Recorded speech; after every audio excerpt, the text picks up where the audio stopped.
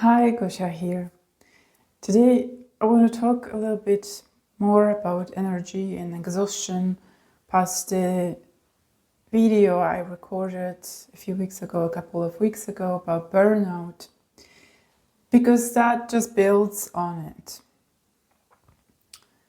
There is so much burnout happening today in this world, and the data on people reaching the level of burnout are staggering. And while my video talks mostly to sensitive people, because that's my audience, it's really not about labels. This video is much more about the energetic sort of allocation of resources we have available in our daily life, and what happens when they are not available in the way you think you would want to have them available. And I try to make this video shorter for the sake of your and my energy, because I don't have that much energy to give to the external sort of activities. So I recorded maybe a couple of years ago or a year ago another video about exhaustion, and I recommend that you also watch it. You don't have to switch from this video to watch it first, it doesn't matter. And there is another video that I talk about, that I will refer to, about dark periods that I recorded about a year ago. And some of these topics weave in too. Sensitive people are more so prone to exhaustion, prone to leaking energy, because of how they allocate energy, because of where their focus is, where their level of sort of spiritual evolution is, where they are putting most of their resources unconsciously, because of how their mind body is connected, or how these things interact with one another. Because it's different for us than it's for the most people who are really set in the material world very heavily. They're walking really heavily on this ground, and a lot of their attention goes to the material world, the physical world, that has to do with their bodies, that has to do with resources out there, with earning money, with creating a sort of performative persona, we call it ego, that has to do with proving themselves, that has to do with building status, with earning, with getting, with these sort of things that we know of in the material realm. And sensitive people are much more inward looking people, and that energy reallocates, and that attention reallocates energy inwards. We have, each of us, an amount of energy that we have to use in our life in different ways. And since most of us, most sensitive people, are already up in our heads, in the mental realm, in the spiritual, in the reflection, in observing, in analyzing from the earliest age you can recall, or maybe someone told you how you were, it starts very early on, and we are set to have that sort of an attention that really takes away a lot from that physical availability that we have in building the life, building the world, going out to work and just doing physical stuff, or maybe actually doing physical labor. We are less able to do that. That's why all the artists, all the writers, they're sensitive people. Most of them, I can't say all for a fact, but that's a consistent sort of rule, that the philosophers, the theorists, they're usually sensitive people.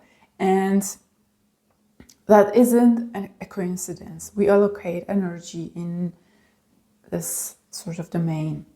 Now, people who even didn't consider themselves sensitive are becoming more burnt out now. Many people like yourself are maybe becoming exhausted. They lack energy.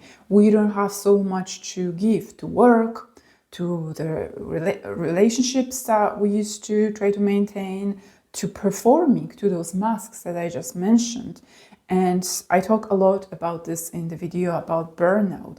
We simply don't have any more energy to pretend, to play, to engage in that game of life. Because something in us, even if you're not trying to be spiritual, even if you're not trying to be more reflective than usually, something is happening all around the world. And this is basically the evolution that we are going through, that intelligently withdraws that energy from the physical, from the, you can do something manually with your hands and just do some labor, manual labor, or go to work, engage with people. It withdraws it and allocates this to internal processes that are happening to us or through us in the background. I really want to kind of pause here because it's an important thing.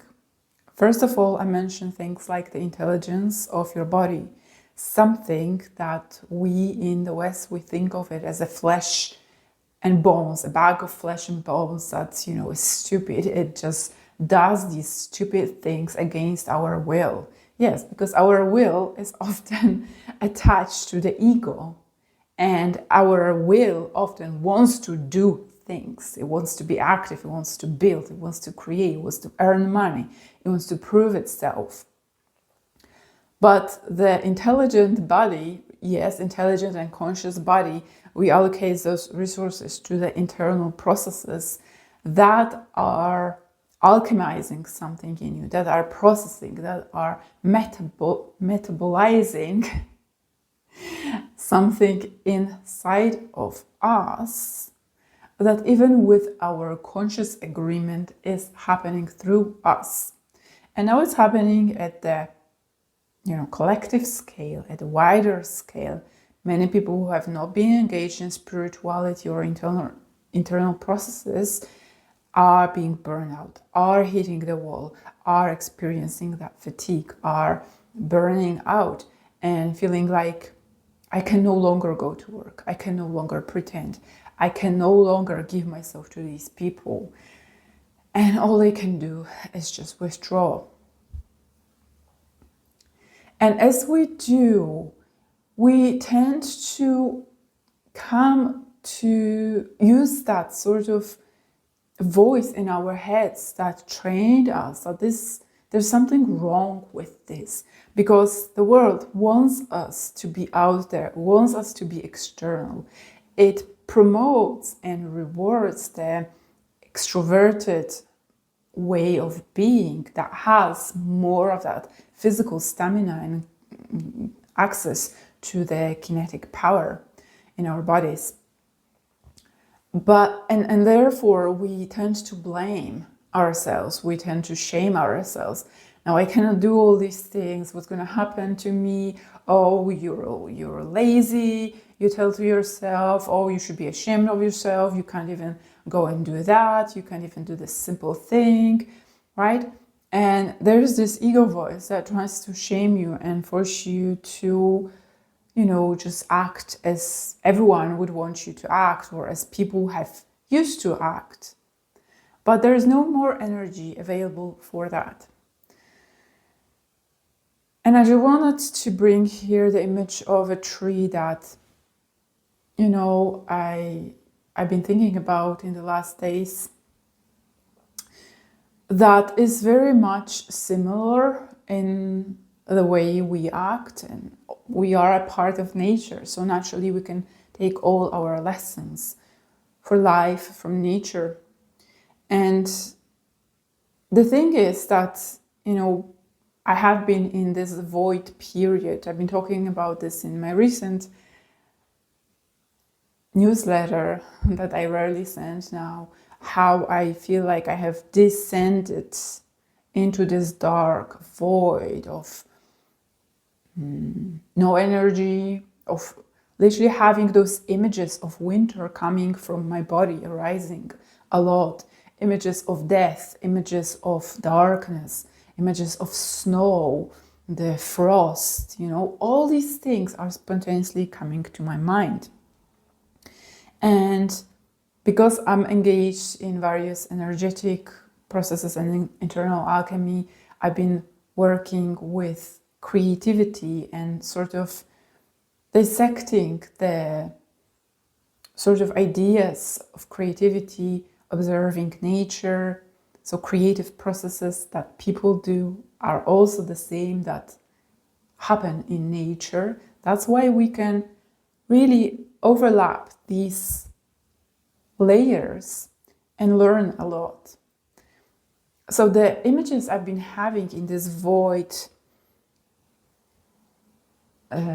period of slowness, of darkness, of non-doing, of not putting out work, not putting out videos, really resting most of the times, has to do with that winter that is happening in all nature, and it happens amongst people as well. And as so many of us are hitting that wall of exhaustion, of I cannot give much more out externally, I cannot show any more of a smiley face, I cannot pretend anymore, I cannot say fine that I'm fine when I'm not, I can't face these people because I know what they will expect of me and I just have no energy in me to explain, right? That's because, like the trees, reserve that energy inside for the internal reconfiguration, rebuilding, restoration before the spring arrives, so that the energy can arise in full strength and in directed form as it's meant to.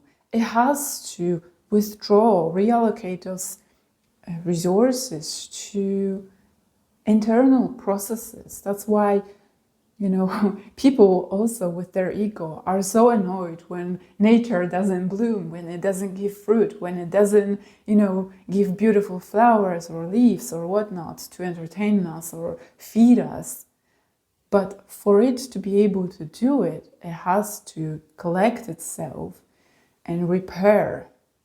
It has to reconfigure, shift, rebuild. This is what we're doing when we're exhausted. This is an intelligent process of our bodies doing it for us, despite what we want, for our benefit. This is the frame of thinking we should all adopt, instead of, oh my God, this stupid body is misbehaving again. I can't deal with this anymore. I just have to punish it or punish myself or, criticize myself. This is intelligent body doing this for us, and despite our externally concerned and ego concerned frames of mind that we have been implanted with, programmed with by the society that wants us to be productive and on our toes all the time. But this time is a time when the only thing we can do and should do is to fully permit ourselves to rest in this period. I understand that there are responsibilities, and I've been talking about this in some of my videos. You can dare to half-ass them, really. You can dare to work in bursts. You can, slack a bit more. There is no shame in that. Your intelligent body that is tapped into your energetic mind is wisely choosing this for you, so that your body can repair, can reconfigure itself for something new to arrive. And like I said, our role is only to create the best conditions we can for this process to happen. Like with illness, this is the biggest thing I do for any chronic illness, or have been doing for my clients. The most important thing is to create the conditions for healing and repair and reconfiguration, knowing that our bodies have the full intelligence and capacity to regulate itself and to consciously create those behind the scenes processes that we really don't have to think about and we really don't have to control at all. So with that in mind, the conditions that we can create for ourselves are the minimal output, are the minimal presence out there, are the minimal pretense, pretending, putting masks, are the minimal exertion that we do, especially in a sort of performative things that can be cut down, should be cut down to the very minimum if you want to support this process to happen. In this process, you may experience odd behaviors, odd cravings, odd images that are popping up to your mind, or you might need to or want to play a certain type of song or music that you've never listened to, or eat particular food that you're not accustomed to eating.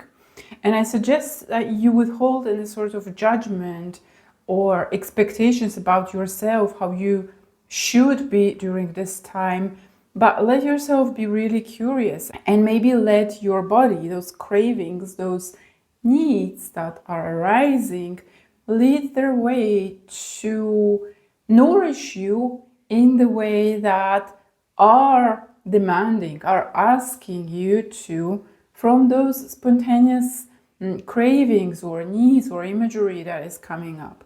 And don't get hung up on this, because this is a passage. So if you should have some imagery that comes up like mine, wintry themes, kind of really gloomy, death-like skeletons and things like that. Also, if you are not really struggling with suicide and things like that, I would let you not get freaked out by this. These are images, symbolic images from our body that, like everything that I've been discussing, are the symbol of renewal, of the passage.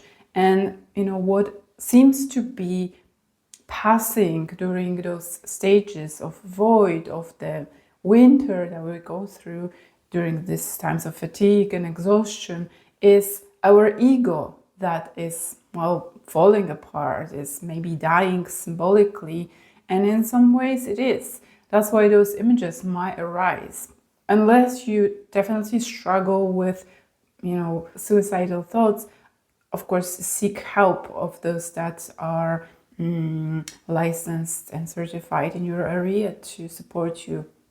But other than this, let everything just wash through you and feed yourself, nourish yourself in the ways that your body might be asking, without questioning. Is that spiritual? Is that my style? Is that trendy? Is that, healthy or whatnot? Withdraw judgment, treat this as a temporary phase.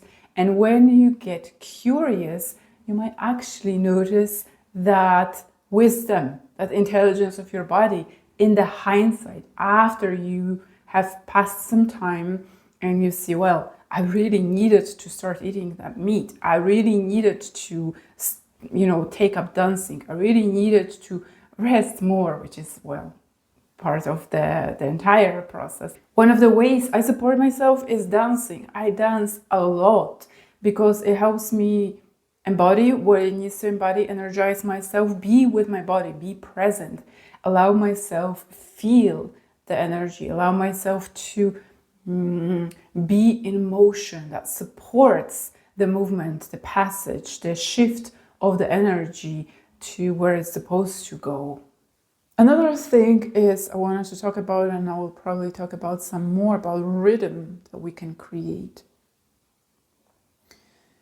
We need to create rhythm that is friendly to our rhythm, because people as of now have been living in a rhythm that is created by the machine. Machine, I mean the sort of economic system that we live in, that's a machine. The society is a machine. The machines that we use are the machine, the computers, the phones, the emails, and train us to be up to a certain speed that is not our rhythm. And especially sensitive people have a completely different rhythm that is much more in tune with the rhythm of nature. So again, creating slower rhythm wherever you can, whenever you can, and creating a sort of stable structure for your days. Maybe have 2 or 3 anchors during the day, some sort of rituals like a cup of tea, looking outside of the window, or dancing if you can, or doing some chores, maybe folding, the laundry as you do that. You can use practical things as an anchor to assist you. That's why we don't have to neglect everything. We can use some things as anchor to assist us in this process. Now, I won't go deeply into how many different ways we can use to do that, but I hope this video in itself will give you some sort of idea. And I actually don't recommend doing spiritual work during this deeply spiritual process. Many people don't know that, who watch me or who know me, that I'm extremely spiritual, but it's not by the means of doing guided meditation or, doing some sort of visualization. I don't do any of that. I hardly meditate at all. It's just the way that I live is following the intelligence of my body. And I do what my body asks me to do, even though, and especially when my mind wants the otherwise.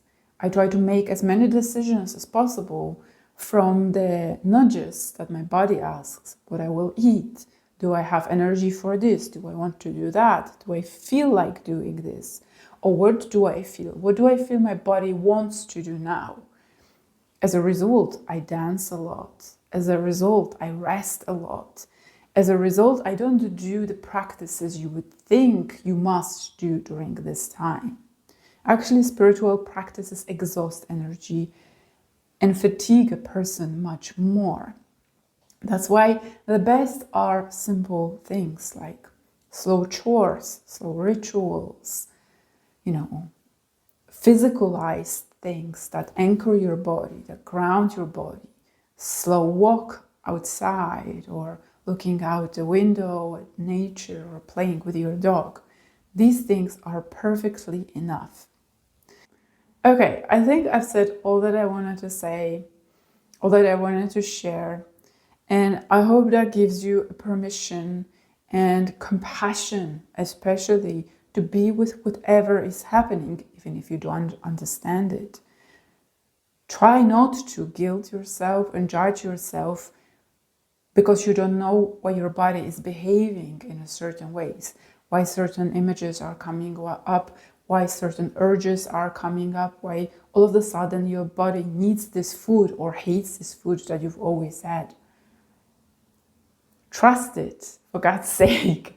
Trust your body and see where that leads you.